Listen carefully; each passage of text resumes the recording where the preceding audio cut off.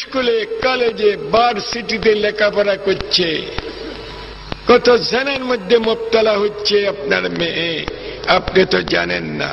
আরে ক্লাস 4-5 পর্যন্ত লেখাপড়া করা, বিবাহ শাদী দিলে স্বামীর টাকা পয়সার হিসাব নিকাশ করতে পারে মতো মহিলা তেঁতুলের মতো তেঁতুলের মতো তেঁতুলের মতো। ছোট্ট একটা ছেলে তেঁতুল খাইতেছে, আপনি দেখতেছেন, আপনার মুখ দিয়া লালা বাইর হবে। মহিলা তার থেকেও বেশি খারাপ। মহিলার দিকে দেখলে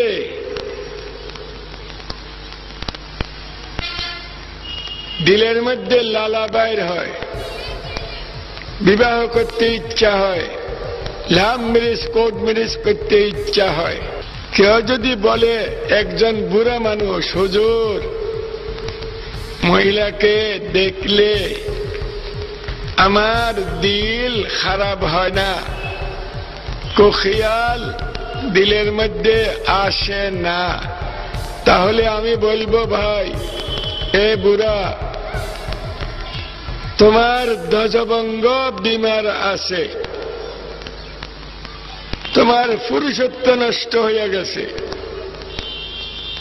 সেই জন্য মহিলাদেরকে দেখলে তোমার মনে কুবাব আসে না।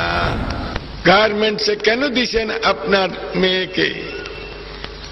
ফজরে 7টা-8টা বাজে চলে যায়, রাত্রে 8টা 10টা 12টায় আসে না।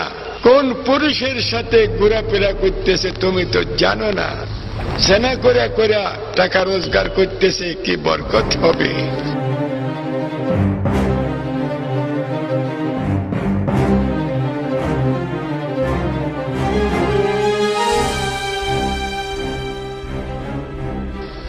জেনা করে করে টাকা রোজগার করতেছে, কি বরকত হবে? মহিলা তেঁতুলের মতো তেঁতুলের মতো তেঁতুলের মতো। গার্মেন্টসে কেন দিছেন আপনার মেয়েকে? জেনা করে করে টাকা রোজগার করতেছে, কি বরকত হবে?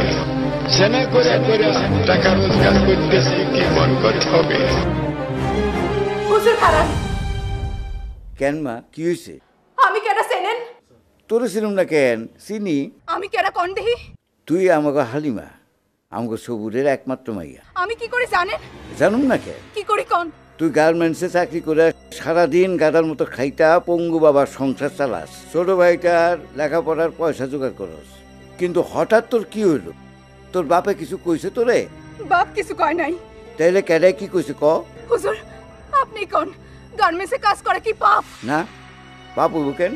সারাদিন গাধার মতো খাইটা পঙ্গু বাপের মুখে খাওন তুইলা দেওয়ান কি পাপ? না, কি কস তুই? আরে পাপ হইব কেন? এটা তো পুণ্যির কাজ। বাইসে থাকার জন্য এই যে এত কষ্ট করি, এটারে কি জেনা কয়? নাউজুবিল্লাহ, আস্তাগফিরুল্লাহ, কি কইতাছস তুই? এই যে আমি আপনার সাথে কথা বলতেছি হুজুর, আপনার দিলে কি কুমতলব আসছে? আমারে দেখে কি আপনার লালা ছড়তাছে? আস্তাগফিরুল্লাহ, নাউজুবিল্লাহ, এসব কি কইতাছস মা? তুই তো আমার মাইয়ার মতো। বাপ মেয়ের সম্পর্ক কি থাকবো না? ভাই বোনের সম্পর্ক কি থাকবো না? দুনিয়া থেকে স্নেহ মায়া মমতা ভালোবাসা উঠাইয়া দিয়া সমাজের মধ্যে মানুষ শুধু কুমতলব নিয়ে ঘুইরা বেড়াইবো? আচ্ছা হুজুর, এই যে আপনার আর আমার মধ্যে স্নেহ মায়ার মমতার বন্ধন, এই বন্ধন কি থাকবো না হুজুর? আপনি কোন থাকবো না?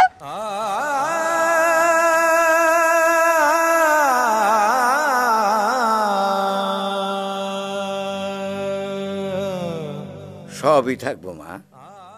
দুই একজন খারাপ লোকের লেগা আমাকে সমাজ তো নষ্ট হয়ে যেতে পারে না মা। তাইলে শফি হুজুর এই কথা কেন কইলো? আমরা নাকি জেনা করে টাকা কামাই, আমরা নাকি তেঁতুলের চেয়েও খারাপ, আমাকে দেখলে নাকি দিলের মধ্যে কেবল কুমতলব আসে?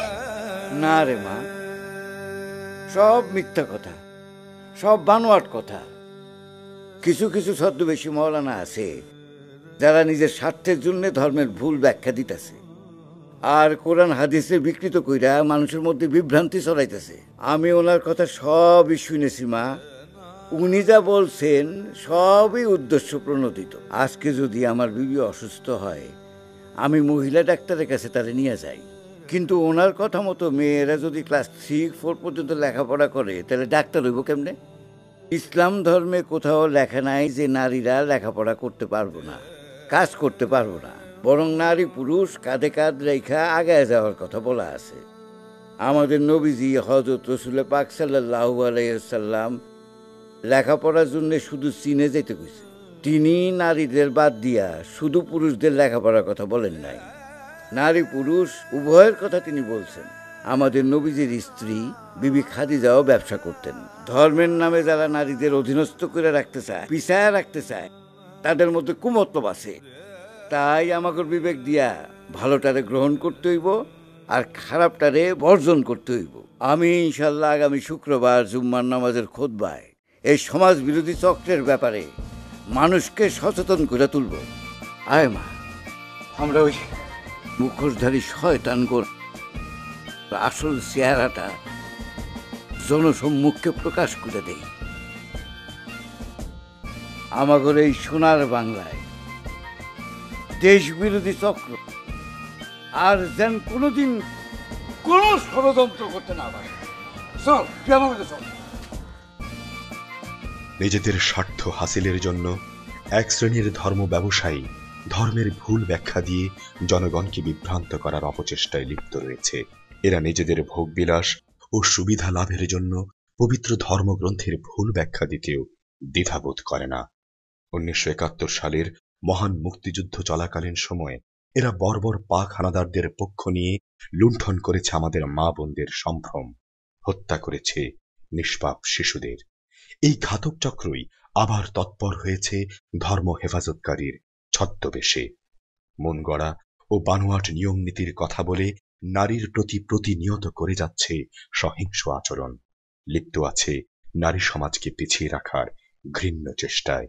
এদের কাছে রাষ্ট্র, সমাজ, ধর্ম, দেশের মা বোন কেউই নিরাপদ নয়। আসুন এদেরকে আমরা সামাজিক ও রাজনৈতিকভাবে প্রত্যাখ্যান করি। জনস্বার্থে বৃত্তান্ত ৭১।